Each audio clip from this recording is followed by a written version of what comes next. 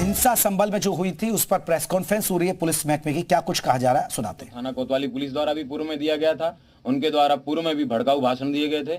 उस भड़काऊ भाषण के दौरान उनको बताया गया था कि आप इस तरीके के भाषण ना दें, इनसे बाज आएं, लेकिन उन्होंने उसके बाद भी भीड़ को उकसाने के लिए और जामा मस्जिद की हिफाजत कोर्ट एंड अनकोर्ट इस स्टेटमेंट के साथ में लोगों को मोबिलाइज करने का प्रयास किया। उसी मोबिलाइजेशन का कारण था कि जो कल जो आपने भीड़ देखी, एकाएक 8:45 पे लोग इकट्ठे हुए और उन लोगों ने इस तरीके की घटना को अंजाम दिया, जिसमें 15 पुलिसकर्मी जो है वो घायल हुए थे और 4 अधिकारी जो है उसमें घायल हुए थे।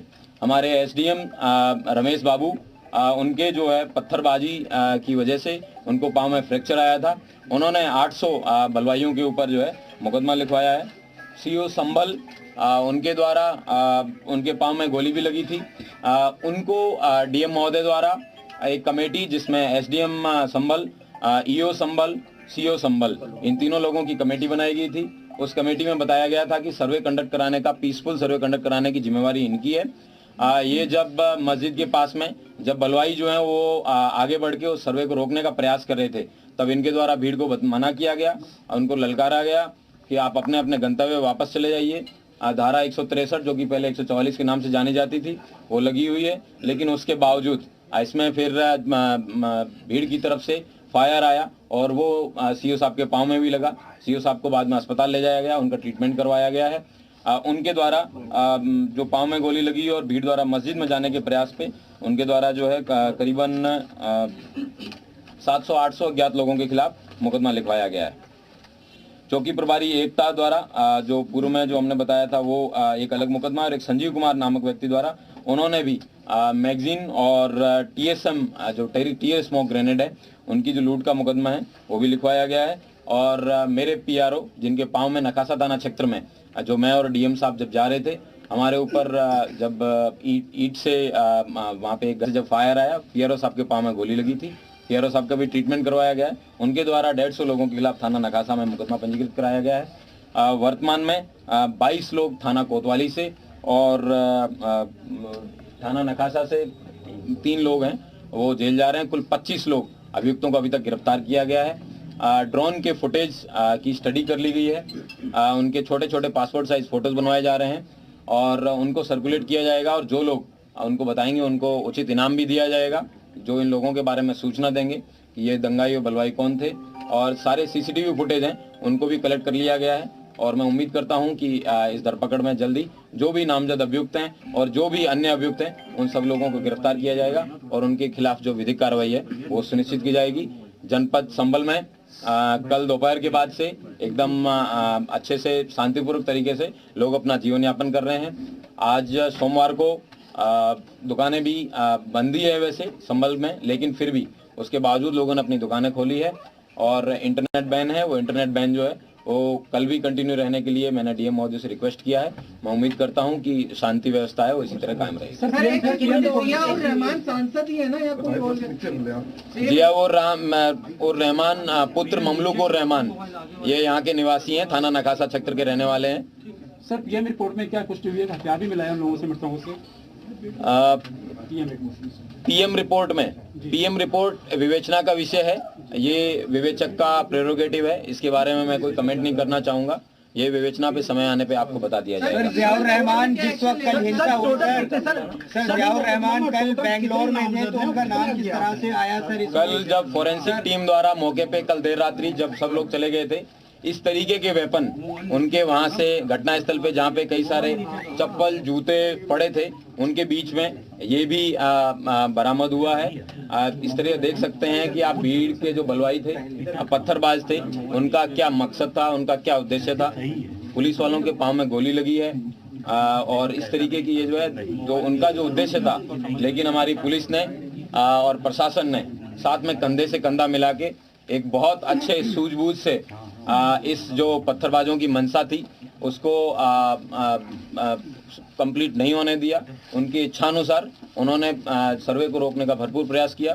सर्वे शांतिपूर्ण कंप्लीट हुआ, जो कि माननीय न्यायालय के आदेश के अनुसार हो रहा था, और मैं उम्मीद करता हूं कि आगे भी है शांति व्यवस्था कायम रहेगी और सभी पत्थरबाजों को आइडेंटिफाई किया जाएगा और जितने भी लोगों के खिलाफ मुकदमा लिखा गया है उन सब लोगों को गिरफ्तार करके जेल भेजा जाएगा। कितने नामजद कितने और अपराध कितने सर टोटल सर? कई जगह 700, कई जगह 800, जितने भी बलवाई हैं, दंगाई हैं, उन सबको पहचान में लाया जाएगा और उन सबको गिरफ्तार करके सर एक फैक्ट क्लैरिफाई कर दीजिए, ज़ियाउर रहमान बर्क का आपने नामजद, ये कल की हिंसा में उनका नाम आया पूर्व में दिए गए बयान पर, क्योंकि कल वो बैंगलोर में थे जो सांसद है। किसी भी व्यक्ति का किसी भी जगह पे होने से उसका कोई उद्देश्य नहीं होता है। उनके द्वारा जो दिए गए पूर्व में दिए गए बयान थे और 168 बीएनएस का उनको बीएनएसएस का नोटिस उनको भी तामील कराया गया था। उनके पिताजी को जो ममलूक उर रहमान है उनको 10 लाख के मुचलके से पाबंद भी करवाया गया था। इस तरीके के इन लोगों के द्वारा बार बार समय समय पर बयानबाजी की जा रही थी, जिससे लोगों को है समय समय पर भड़काया जा रहा था। टोटल कितनी मौतें हुई हैं सर अब तक? अभी तक वर्तमान में 3 जो है लोगों की डेथ की पुष्टि हुई है। उन लोगों के जो दफन है उनकी कर दिया गया है और बाकी जो सूचना समय पे मिलती रहेगी बताते रहेंगे। एक व्यक्ति की डेथ रिपोर्ट हुई है मुरादाबाद में, लेकिन पोस्टमार्टम के बाद में पता चलेगा कि वो जनपद संभल में किस कारण से उस व्यक्ति की डेथ हुई है।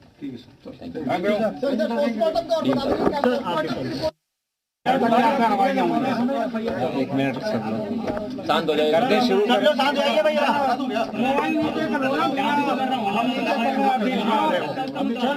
चलिए पहला प्रश्न पूछिए, कोई प्रश्न पूछना चाहता है तो शुरू। सर सब क्या स्थिति है संभल की वर्तमान समय में? कुल कितने प्राथमिकियां हुई हैं, कितनी गिरफ्तारियां हैं? कल दोपहर बाद से स्थितियां पूर्ण रूप से सामान्य हैं और कोई समस्या नहीं है। रात को 2:30 बजे भी हमारे द्वारा गश्त की गई थी, पूरी टीम ऑन ग्राउंड है, तो किसी प्रकार की कोई समस्या अभी नहीं है। सर क्या और भी अभी धरपकड़ की जा रही है, छापेमारी हो रही है, कितने लोगों को और 21 लोगों के अलावा डिटेन किया जा रहा है सर? कल हमारे यहाँ जो डीआईओ हैं उनके माध्यम से कुछ फुटेज भी जारी किए गए, जो यहाँ के जो मानिंद लोग थे उनके माध्यम से दिए गए। कुछ ड्रोन की फोटोग्राफी है और कुछ कैमरा की फोटोग्राफी जो हमारे द्वारा ली गई थी वो भी जारी किए गए थे। उसमें आप स्पष्ट देख सकते हैं कि सैकड़ों की संख्या में हैं जो बलवाई हैं, दंगाई हैं। उन सभी को आइडेंटिफाई किया जा रहा है और 100% लोगों को जेल भेजा जाएगा, उन पर कार्रवाई की जाएगी क्योंकि उन्होंने बलवा कराने का प्रयास किया था। सर एक सवाल लेना चाहूंगा सर, नाबालिग जो लोग हैं, बच्चे हैं, उनकी संख्या काफी ज्यादा है जो पत्थरबाजी में शामिल थे, उसको लेकर आप लोग क्या संज्ञान ले रहे हैं? काफी सीरियस मैटर ऑफ कंसर्न है सर, जो एडल्ट नहीं है वो भी शामिल थे, 15-16 साल के बच्चे, 10 साल के बच्चे। ये जो जुवेनाइल जस्टिस होम होते हैं उसमें उनको भेजा जाएगा क्योंकि 18 वर्ष से कम आयु के बच्चों को वहीं भेजा जाता है ताकि उनमें सुधार हो। तो क्या ऐसी भी आशंका थी आप लोगों को कि ये जो बलवाई थे ये भीड़ हिंदू एरिया में भी जा सकती थी, इसलिए आप लोगों ने पूरा घेर लिया था? 19 नवंबर को सब शांतिपूर्ण तरीके से संपन्न हुआ। उसके बाद जुम्मे के नमाज के दिन भी हमारी पुलिस व्यवस्था थी, इतनी ही शांति से संपन्न हुआ। और मैं कहूँगा कि कल भी 10 बजे तक पूर्ण शांति थी। हल्की पत्थरबाजी थी, हल्का बल प्रयोग था, सब कुछ हो चुका था। लेकिन जैसे ही ये अनाउंसमेंट हुआ कि सर्वे कंप्लीट हो चुका है, बहुत अच्छे से सर्वे हो चुका है, उसके बाद अचानक से पत्थर शुरू हो गए थे और उसके बाद सब कुछ स्टार्ट। सर इस मामले में क्या लार्जर कॉन्स्पिरेसी सामने आई है? क्योंकि जिस तरीके से सुनियोजित तरीके से 3 रास्तों से लोग निकल कर आए थे, क्या उनका मकसद था कि सिर्फ मस्जिद के इलाके में नहीं बल्कि शहर के अन्य हिस्सों में भी हिंसा की आग को पहुंचाना उनका मकसद था? और ये हैंडमेड हथियार जिस तरीके से थे, तो क्या पहले से तैयारी करके उनको बनाया गया था कहीं एक जगह? ऐसी कोई जगह आइडेंटिफाई हुई है? हमें जो अभी प्रतीति हुई है प्राइमा फेसी, वो ये लग रहा है कि रातों रात इसका हो सकता है प्लानिंग किया गया हो और बाकी डिटेल जब इन्वेस्टिगेशन होगा उसके बाद पता चलेगा। क्योंकि जब आपस में इतनी पत्थरबाजी की, इन्होंने अपने ही लोगों के ऊपर पत्थरबाजी की, गोली चलाई और हथियार का जो प्रयोग कर रहे थे, इस बात का प्रतीक था कि मे भी आपस में भी इनके अंदर कुछ न कुछ रहा हो। सर कुछ घरों से भी वेपन रिकवर हुए? घरों से भी कुछ वेपन रिकवर हुए हैं और वो सारा रिपोर्ट के अंदर है, वो आपको मिल जाएगा तो पता लगेगा। सर एक सवाल, बाहरी लोग भी थे क्या? कुछ इस तरह के क्लू मिलेगा कि बाहर से बड़ी संख्या में लोग आए थे? बहुत बाहर से तो मैं नहीं कहूंगा, लेकिन 10-15 किलोमीटर के एरिया से लोगों को बुलाया गया था। नाबालिगों की संख्या कितनी है, अगर आप नंबर बता पाए जो डिटेन किए? वर्तमान में 25 लोग हैं, लेकिन कुल लगभग 700-800 लोगों की संख्या है, तो एक एक करके आइडेंटिफाई करके सबको डिटेन किया कुछ जाएगा। पता चल सकता है किस तरीके के वेपन रिकवर हुए हैं, क्या देसी एक तो आपको दिखाया था, ये चाकू तो मैंने भी पहली बार देखा, जो दोनों तरफ से चलता है, जो भीड़ में चलाने के लिए ही होता है। और उसके अतिरिक्त कुछ तमंचे भी बरामद हुए हैं, और बाकी जो भी चीज होगी इन्वेस्टिगेशन के बाद आपको डिटेल से सूचना सर दी एक सवाल क्रिमिनल कॉन्स्पिरेसी को लेकर बात करना चाहूंगा, क्योंकि यहाँ पर एक सांसद हैं और एक दूसरे सपा सांसद के बेटे हैं, तो क्या इन दोनों ने आपस में मिलकर किया है या इन दोनों ने अलग अलग जो है भीड़ को उकसाया है? FIR हो चुकी है, और इन्वेस्टिगेशन के बाद जो भी डिटेल आएगा उसके अनुसार उन पर कार्रवाई की क्या जाएगी। इन दोनों लोगों की आपस में भी ऐसी बात है कि मस्जिद पे ज्यादा कब्जा मेरा हो, तो डोमिनेंस को लेकर इन दोनों अपने में में कुछ डोमिनेंस को लेकर इन्होंने लोगों को भड़काया? जो इन्वेस्टिगेशन होगा वो इन्वेस्टिगेशन का विषय है, हम प्राइमा फेसी नहीं कह पाएंगे, अभी हम केवल FIR की है और उसके बाद ठीक है sir, thank you very much sir. तो प्रशासन के अधिकारियों की ये प्रेस कॉन्फ्रेंस हो रही थी।